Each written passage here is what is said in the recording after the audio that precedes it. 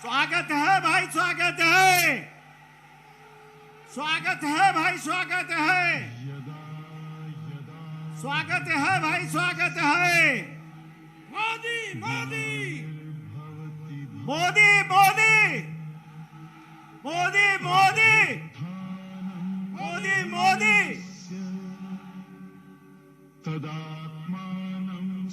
मोदी, एक बार जोरदार तालियों से अपने विश्व के लोकप्रिय नेता यशस्वी प्रधानमंत्री जी का स्वागत खड़े होकर जोरदार तालियों से करेंगे।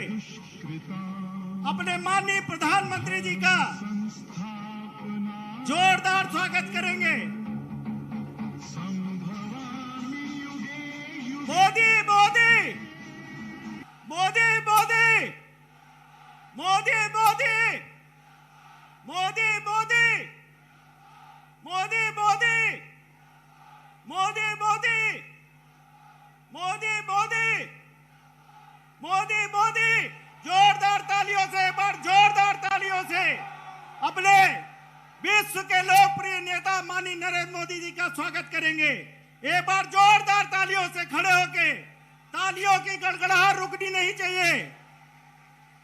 एक बार जोरदार तालियों से भारत माता की, भारत माता की, भारत माता की।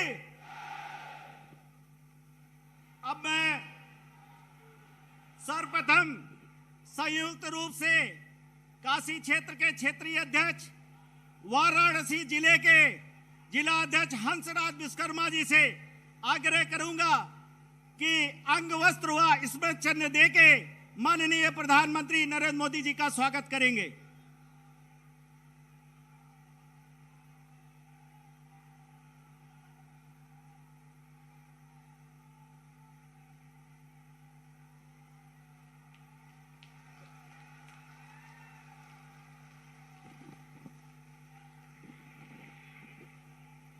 अब मैं भारत की 130 करोड़ जनता में भारतीय होने के गर्व को जागृत करने वाले विश्व के लोकप्रिय नेता, देश के यशस्वी प्रधानमंत्री माननीय नरेंद्र मोदी जी के स्वागत भाषण के लिए अपना दल की राष्ट्रीय अध्यक्ष, केंद्रीय राज्य मंत्री बहन अनुप्रिया पटेल जी से को आमंत्रित करता हूं।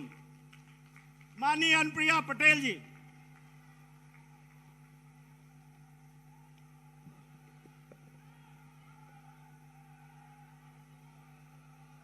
काशी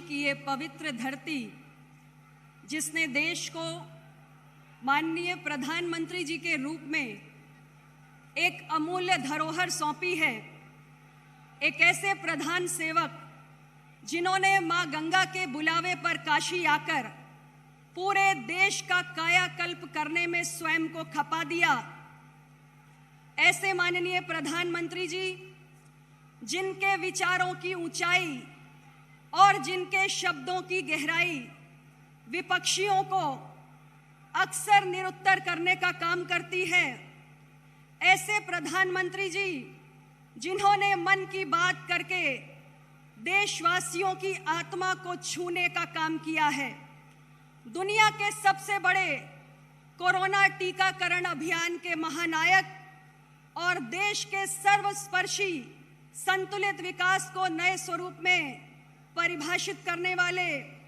अपने अथक परिश्रम क्षमता से युवा पीढ़ी को चकित और प्रेरित करने वाले आत्मनिर्भर भारत के जनक, युग पुरुष, प्रेरणादायी एवं विराट व्यक्तित्व के स्वामी, हम सब के चहेते माननीय प्रधानमंत्री जी और इस काशी के सांसद परम आदरणीय श्री नरेंद्र मोदी जी का मैं आज आप सब की ओर से बहुत बहुत अभिनंदन, स्वागत, वंदन करती हूं।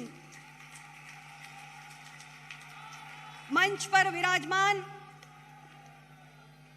भारतीय जनता पार्टी के यशस्वी प्रदेश अध्यक्ष बड़े भाई श्री स्वतंत्र देव सिंह जी, उत्तर प्रदेश सरकार में मंत्री मेरे भाई अनिल राजभर जी, काशी क्षेत्र के अध्यक्ष भाई महेश श्रीवास्तव जी, और सभी सम्मानीय विधायकगण, हमारे प्रत्याशीगण, हमारे जिला अध्यक्षगण और यहाँ पर उपस्थित ये इतना बड़ा जन सैलाब, वाराणसी की ये धरती मेरे लिए भी ईश्वर के किसी वरदान से कम नहीं है। मुझे वो वक्त याद है जब अपना दल के संस्थापक डॉक्टर सोनेलाल पटेल जी का दुखद निधन हुआ था और अपना दल, हमारी पार्टी संकट के दौर से गुजर रही थी।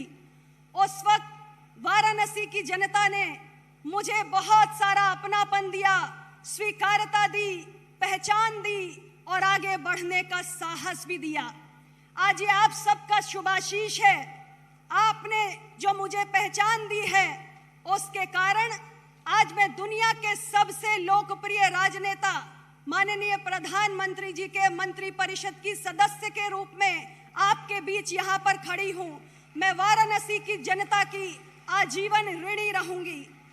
आज अगर डॉक्टर सोनेलाल पटेल जी के जाने के बाद हम अपना दल का विस्तार पूरे प्रदेश में कर पाए हैं, तो ये सब कुछ आपके वाराणसी की जनता के शुभ आशीष से ही संभव हुआ है। इसलिए मैं जीवन भर आपकी कर्जदार रहूंगी। मैं आप सबसे ये भी कहना चाहती हूँ कि आपने इतने वर्षों तक जिन दलों के बारे में ये सोचा कि वो पिछड़ों के रहनुमा हैं, दलितों के रहनुमा हैं, कमजोरों के लिए, हक के लिए लड़ने वाले हैं, मैं आपसे कहना चाहती हूँ कि अपनी बहुत बड़ी राजनीतिक ताकत जो उत्तर प्रदेश की जनता ने उन्हें कई कई बार सौंपी, उस ताकत के बावजूद भी पिछड़ों के, दलितों के, कमजोरों के हर सवाल पर वो खामोशी रहे। उन्होंने उन सवालों के साथ कभी न्याय नहीं किया। चाहे वो नीट की परीक्षा में एमबीबीएस और पीजी की एडमिशन्स में पिछड़ों के आरक्षण को लागू करने का विषय हो, चाहे वो पिछड़ा वर्ग मंत्रालय बनाने का विषय हो, चाहे न्यायपालिका में कमजोरों की भागीदारी का विषय हो, या नौकरियों में वंचित वर्गों के बैकलॉग को पूरा करने का विषय हो, या प्रतियोगी परीक्षाओं में पिछड़ों के जो कट ऑफ अंक की विसंगति है इसको दूर करने का विषय हो, किसी विषय के साथ उन्होंने न्याय नहीं किया। लेकिन पिछड़ों का अगर सच में ख्याल किसी ने किया है, उनकी चिंता किसी ने की है, तो देश के यशस्वी प्रधानमंत्री माननीय नरेंद्र मोदी जी ने की है। अगर गरीब कल्याण की चिंता किसी ने की है तो माननीय प्रधानमंत्री जी ने की है। अगर उत्तर प्रदेश के विकास की और देश के विकास की चिंता किसी ने की है तो माननीय प्रधानमंत्री जी ने की है। और इसलिए मैं आप सबसे आज आग्रह करना चाहती हूं कि उत्तर प्रदेश का ये चुनावी संग्राम अपने अंतिम दौर पे पहुंच चुका है और चुनावी चक्रव्यूह का अब अंतिम द्वार भेदना बाकी है। आप सबने 6 चरण में ईवीएम का बटन दबाकर एनडीए गठबंधन के प्रत्याशियों के पक्ष में अपने विश्वास की मोहर लगा दी है और पहले चरण से एनडीए के पक्ष में जो बयार बहनी शुरू हुई है, आज यहाँ 7वें चरण तक आते आते ये काशी की धरती है, माननीय प्रधानमंत्री जी का संसदीय क्षेत्र है, यह तूफान का रूप धारण कर चुके हैं। इसलिए मैं आप सबसे ज्यादा लंबी बात ना कहते हुए सिर्फ इतना आग्रह करना चाहती हूं कि 7 तारीख को हमारे एनडीए गठबंधन के प्रत्याशी, हमारे भारतीय जनता पार्टी के प्रत्याशियों के चुनाव निशान कमल के सामने का बटन दबाकर अपना दल के हमारे प्रत्याशियों के चुनाव निशान कप प्लेट के सामने का बटन दबाकर आप सब इस एनडीए गठबंधन के माथे पर विजय श्री का तिलक लगाने का काम करेंगे। इसी अनुरोध के साथ मैं आप सभी को बहुत बहुत धन्यवाद देना चाहती हूँ। साधुवाद व्यक्त करते हुए अपनी बात को समाप्त करती हूँ। नमो बुद्धाय, जय भाजपा, जय अपना दल, जय हिंद। बहुत बहुत धन्यवाद। एक बार जोर से बोलेंगे भारत माता की। अब मैं दलित, शोषित, किसान, मजदूर, नौजवानों, माताओं, बहनों को सम्मानित कर गले लगाने वाले देश के प्रधानमंत्री माननीय नरेंद्र मोदी जी से आग्रह करता हूं कि हम सब काशीवासियों का आशीर्वाद दें।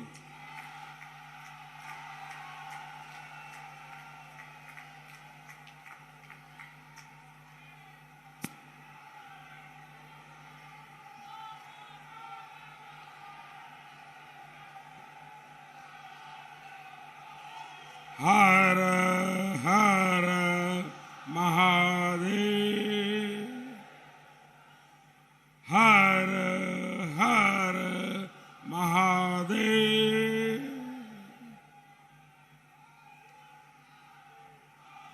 सेवापुरी, रोहनिया, बड़ा गांव, पिंडरा, हरहुआ आदि स्थान से आयल सभी भाई लोगन के प्रणाम है।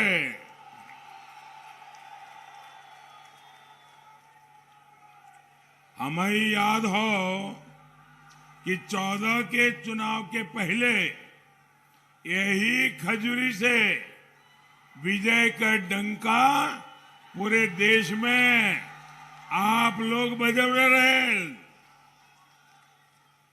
यहाँ के भगवती महारानी और खजूरी हमारे हृदय में हो। आप सब लोगन का हम हृदय से अभिनंदन करते हैं। भाइयों और बहनों, इस चुनाव में मेरी ये आखिरी सभा है। उत्तर प्रदेश ने दशकों से शायद ऐसा चुनाव नहीं देखा होगा। ऐसा चुनाव जब कोई सरकार अपने काम पर,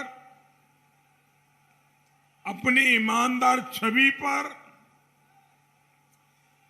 भेदभाव और पक्षपात रहित विकास पर और सुधरी हुई कानून व्यवस्था के दम पर जनता जनार्दन का आशीर्वाद मांग रही हो।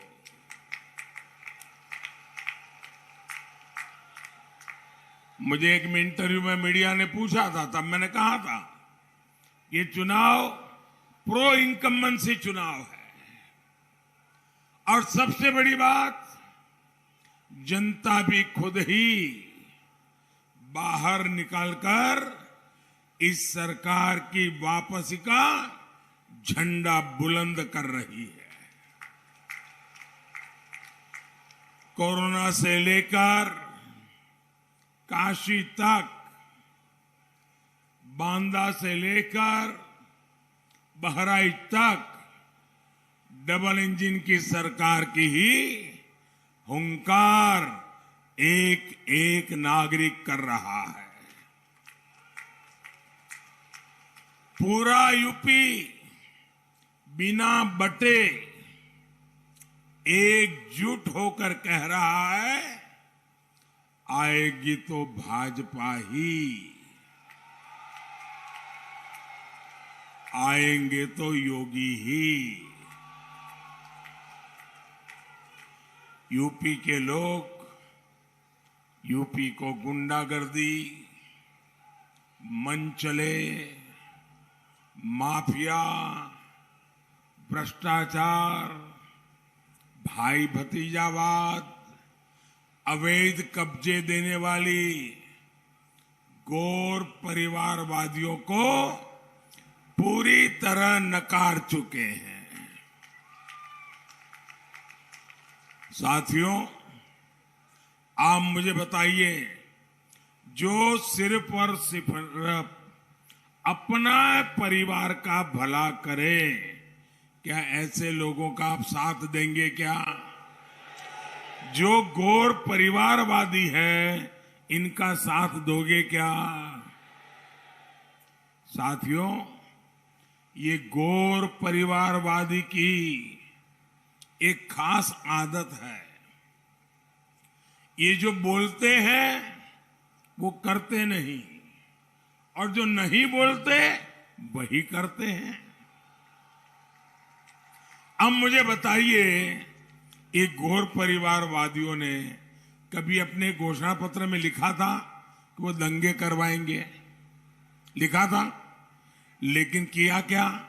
दंगे कराना इनके घोषणा पत्र में नहीं था, लेकिन इन्होंने 5 साल दंगे ही दंगे करवाए।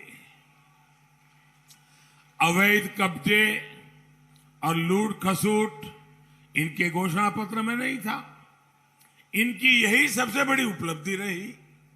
स्कूलों, थानों, दफ्तरों में भाई भतीजावाद, कर्मचारियों का शोषण, ये उनके घोषणा पत्र में नहीं था, लेकिन इस पर इन्होंने मन से पूरी ताकत से काम किया। आज एक तरफ डबल इंजन का डबल बेनिफिट है, जिसका लाभ यूपी का हर नागरिक उठा रहा है। दूसरी तरफ गौर परिवारवादियों की कोरी घोषणाएं हैं जो कभी पूरी ही नहीं हो सकती। जान ली, बनारस में सब गुरु केहू नहीं चेला। यहां तो झूठ भरे बिल्कुल नहीं चलता। इसलिए लोग कह रहे हैं जो आज यूपी की सेवा कर रहे हैं वही अपना काम जारी रखेंगे। साथियों, चिर पुरातन काशी की आत्मा को बनाए रखते हुए कायाकल्प हो सकता है, ये विश्वास आज हर जगह दिखता है।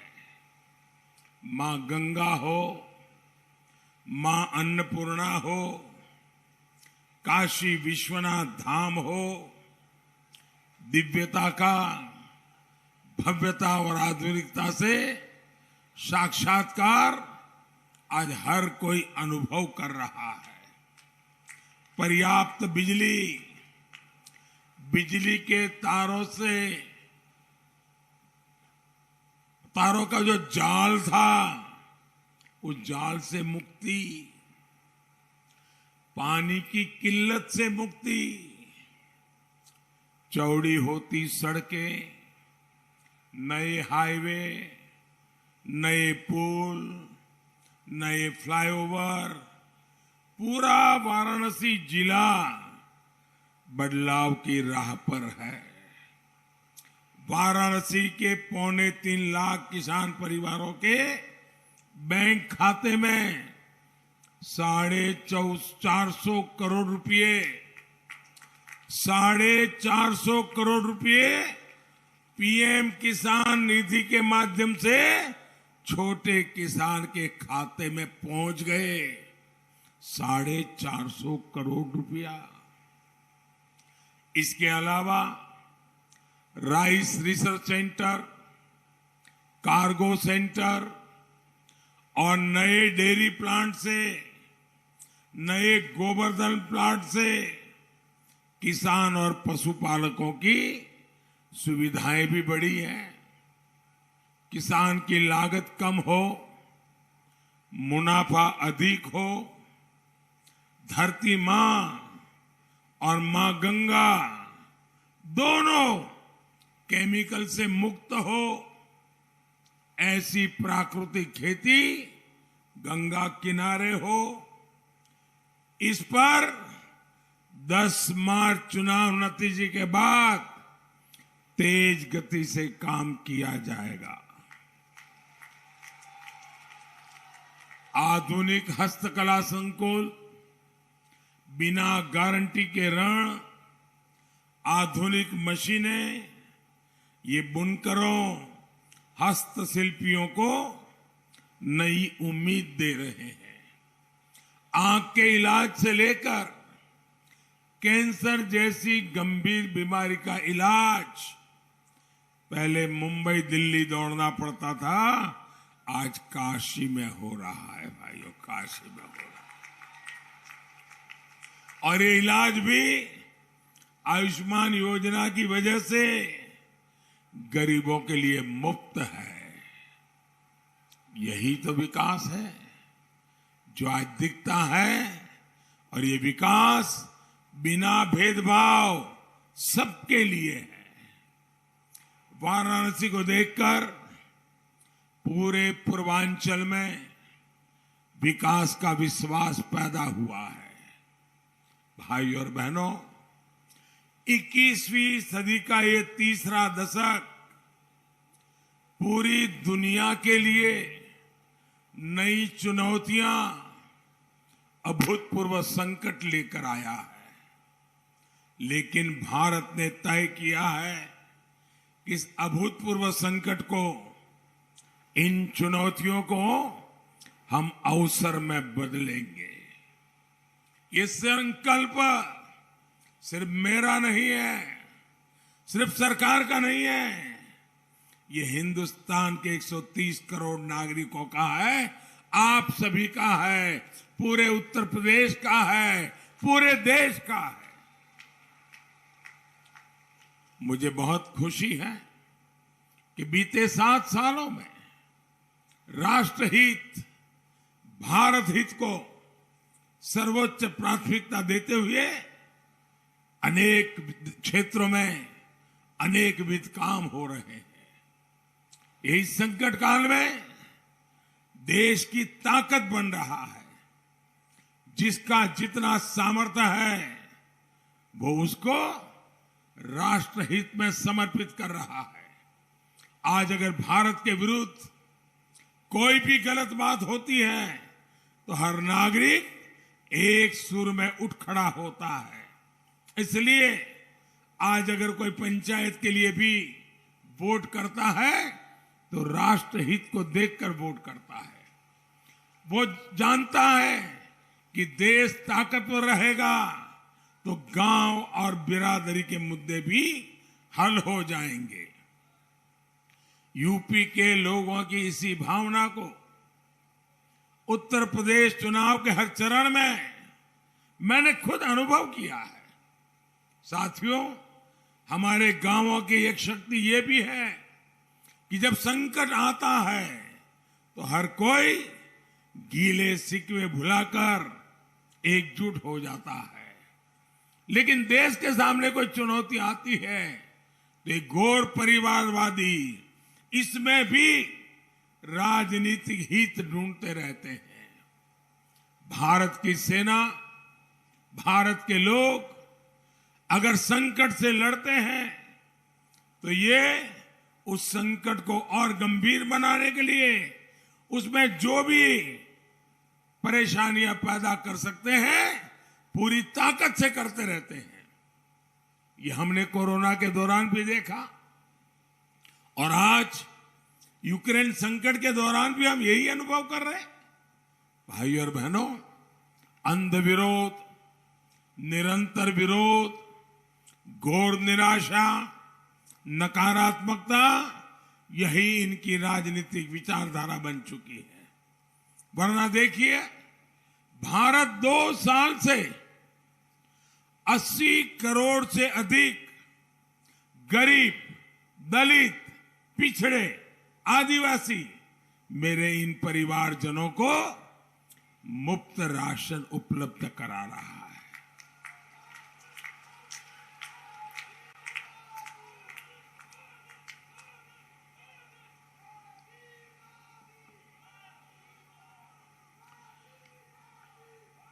पूरी दुनिया हैरान है, इतना बड़ा काम। लेकिन मुझे खुशी है कि मेरा गरीब खुश है, मेरी गरीब मां मुझे आशीर्वाद दे रही है।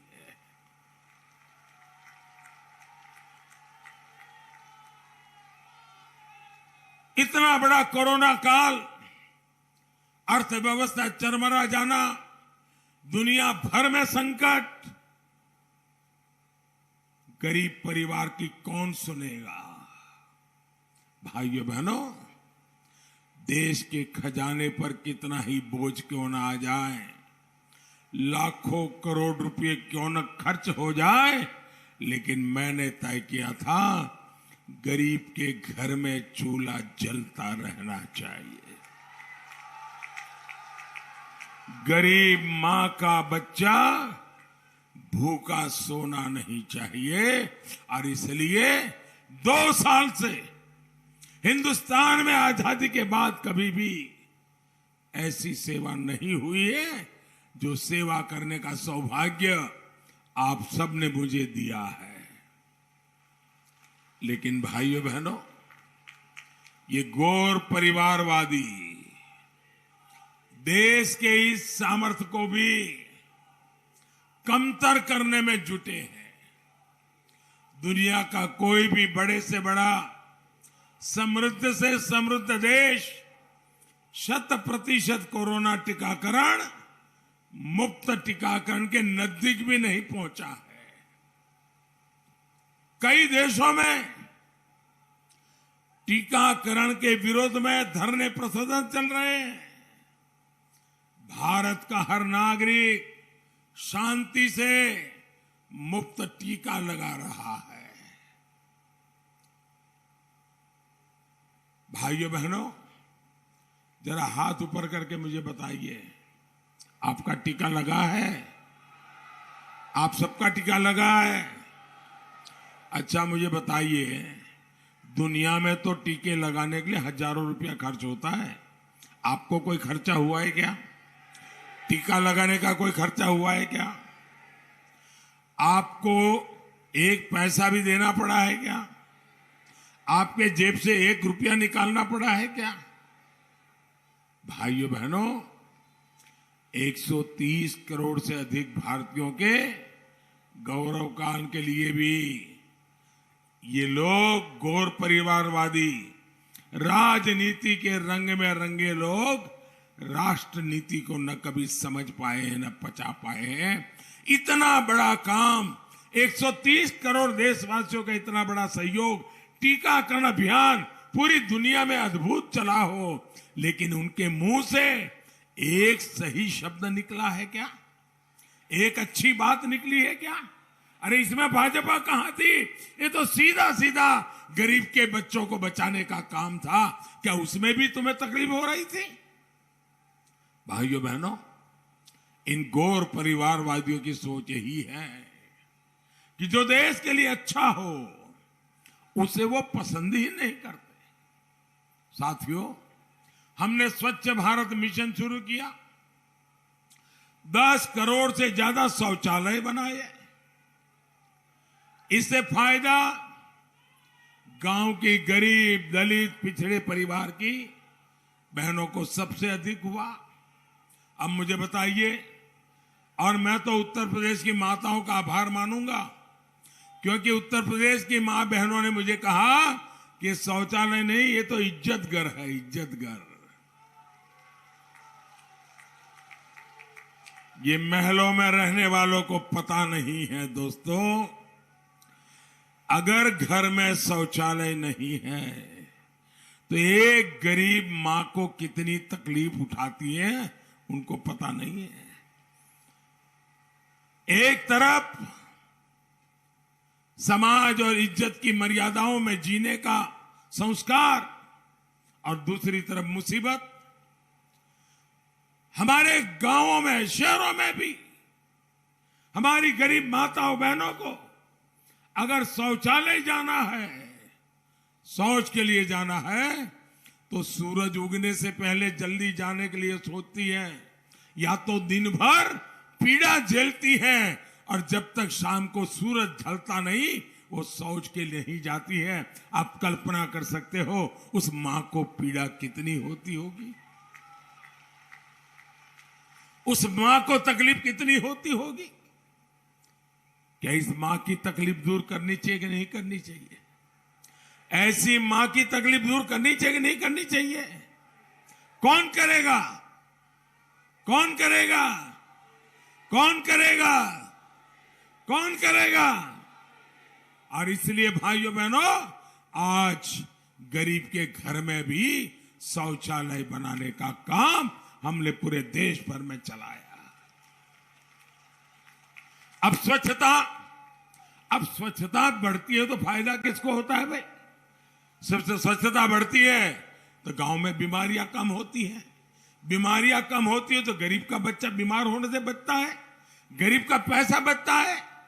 पूरी दुनिया ने स्वच्छता अभियान के लिए भारत की तारीफ की, लेकिन आपने कभी भी इन गौर परिवारवादियों से एक बार भी सुना है कि हां स्वच्छता करनी चाहिए? सुना है क्या? सुना है क्या? अब मुझे बताइए, वो स्वच्छता की बात बता देते तो उनकी राजनीति में क्या खोट पड़ जाती? जो समाज के लिए अच्छा है वो उनको मंजूर नहीं है। मोदी आज आत्मनिर्भर भारत, वोकल फॉर लोकल, यानी भारत में बने सामान को अपनाने की बात कर रहा है। जिसे बनाने में मेरे देश के लोगों का पसीना लगा हो, उसी को मैं अपने सर माथे पर लगाता हूं। अगर ये बात करता हूं तो भी वो उसका मखौल उड़ाते, मजाक उड़ाते हैं। आप मुझे बताइए भाइयों, बनारसी साड़ियां, उसका मैं गुणगान करूं कि न करूं? उसका गुणगान करूं कि न करूं? हिंदुस्तान के हर कोने में बनारसी साड़ी बिक जाए तो बनारस के साड़ी बनाने वालों को फायदा होगा कि नहीं होगा? मेरा बनारसी लंगड़ा आम, मैं जहां जाऊं मैं बनारसी लंगड़ा आम के गीत गाऊं तो भैया हमारा बनारसी लंगड़ा आम हिंदुस्तान में बिकेगा कि नहीं बिकेगा? मेरे किसान को फायदा होगा कि नहीं होगा?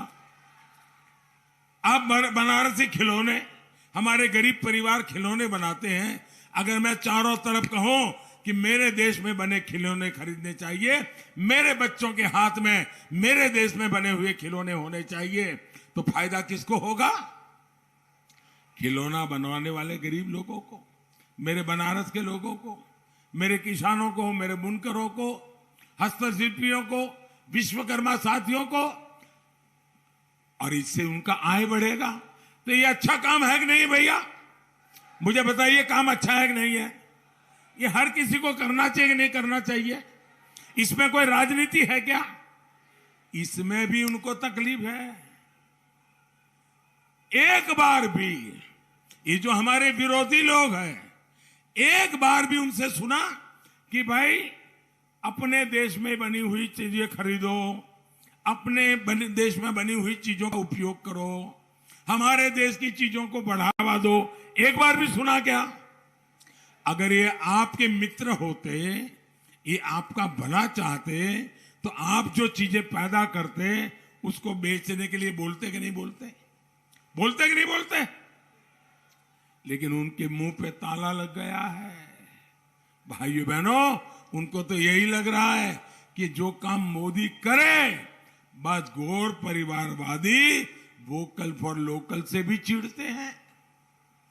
पूरी दुनिया में आज योग और आयुष की धूम मची है, लेकिन ये घोर परिवारवादी योग का नाम लेने से भी बचते हैं, क्योंकि उनको लगता है अगर योग की बात करेंगे, हिंदुस्तान के लोगों की तबीयत ठीक होगी, उनका शरीर फिटनेस अच्छी होगी, तो ये तो मोदी का गीत गाएंगे, मोदी का गौरव गान करेंगे, इसलिए योग का भी विरोध।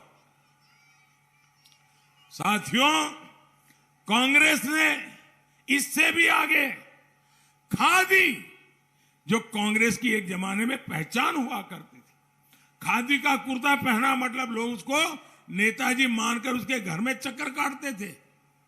खादी से जितना राजनीतिक फायदा उठाना चाहिए उन्होंने उठाया, लेकिन भाइयों बहनों, जो लोग खादी को भूल गए, खादी को छोड़ दिया, जो खादी गरीब माताओं बहनों को रोजी देती है, जो खादी गांव के अंदर रोजगार देती है, लेकिन मोदी ने उस खादी को अंतर्राष्ट्रीय ब्रांड बनाने का काम किया, तो उनको खादी बोलने में ही दिक्कत हो रही है।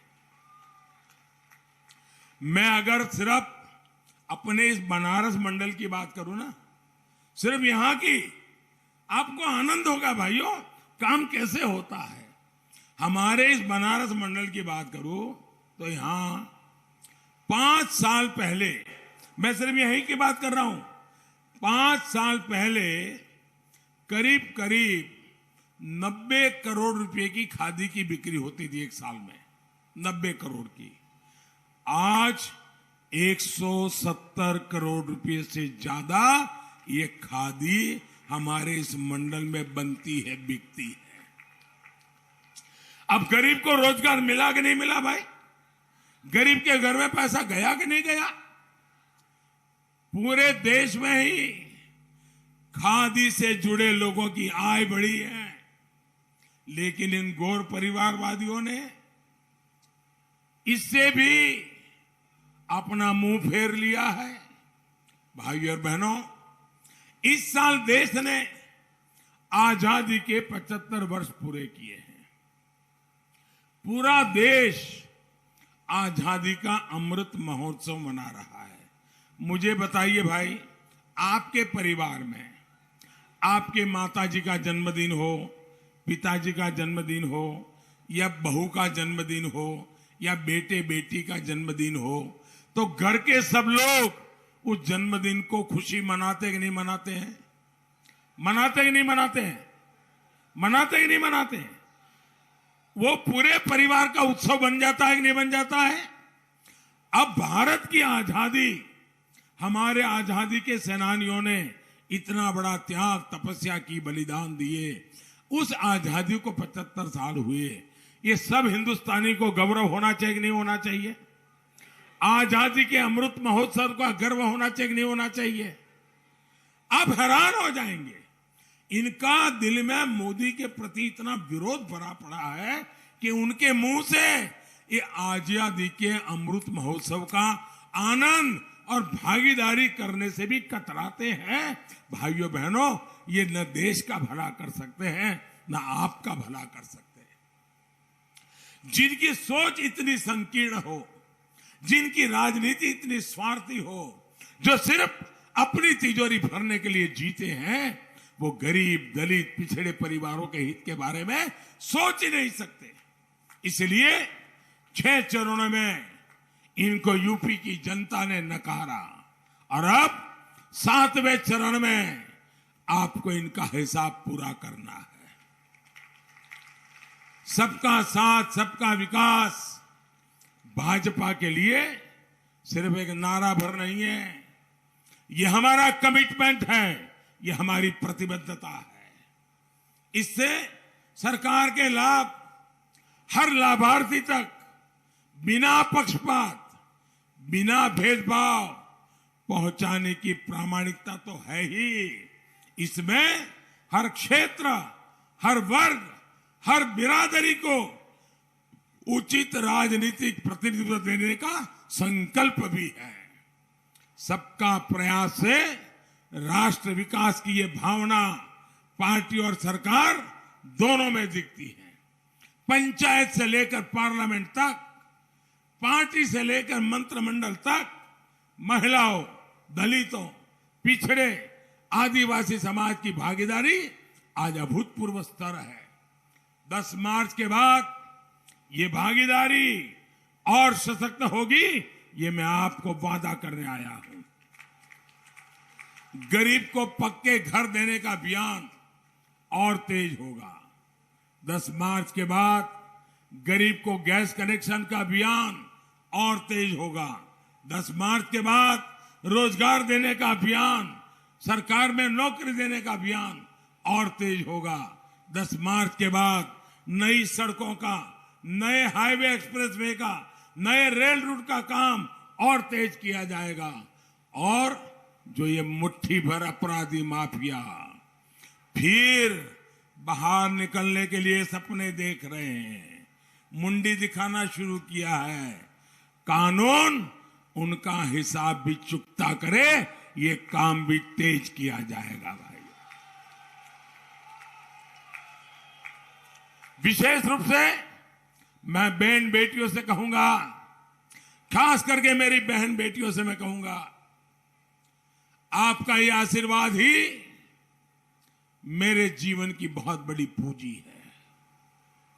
आज हिंदुस्तान के हर कोने में, इस चुनाव में भी मैं जहां जहां गया हूं, माताओं बहनों ने जो मुझे आशीर्वाद दिए हैं, एक प्रकार से माताएं बहनें मेरा रक्षा कवच बनी हुई है।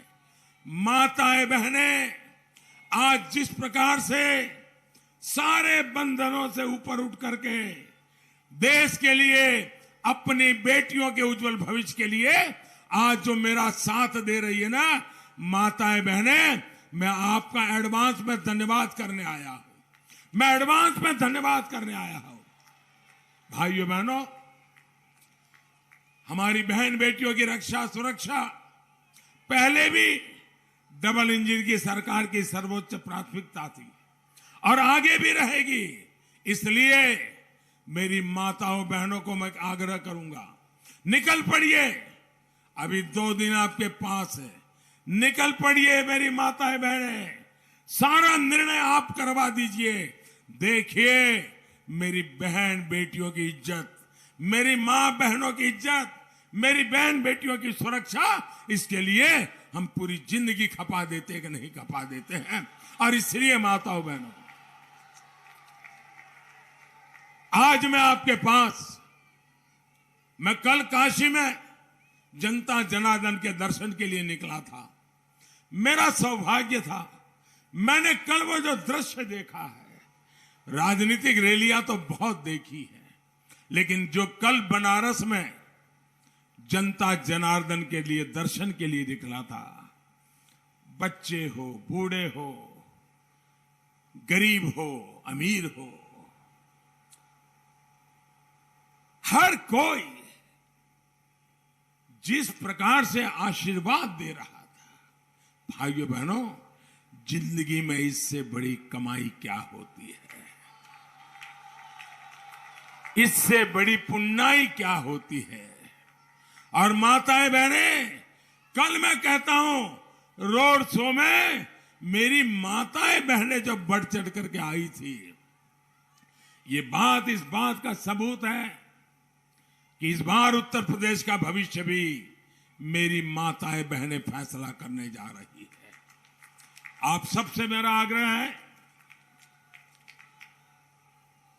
आपको, भाजपा को, अपना दल को, निषाद पार्टी को भारी मतों से जिताना है। और भाइयों बहनों, अपना दल के लिए वोट मांगने का मेरा भी हक बनता है।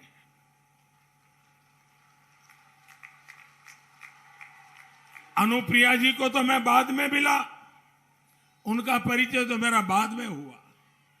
मेरा परिचय सोनेलाल जी से रहा हुआ है और सोनेलाल जी की गरीबों की भलाई के लिए जो जिद थी उनके मन में, कभी समझौता नहीं करते थे जी।